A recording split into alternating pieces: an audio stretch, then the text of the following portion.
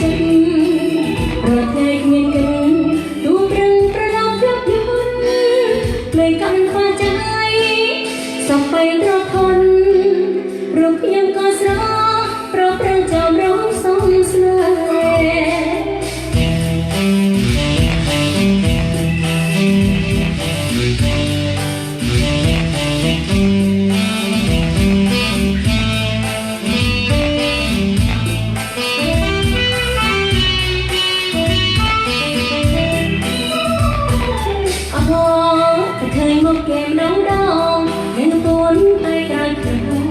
គឺសំឡេងតែមកខ្ញុំយ៉ាលួយសំឡេងតែមកខ្ញុំតែខ្ញុំខកខ្វល់ឬអីបានជាចាប់អារម្មណ៍ធ្វើខ្ញុំរឹងខ្លួនណាស់ឡើយបា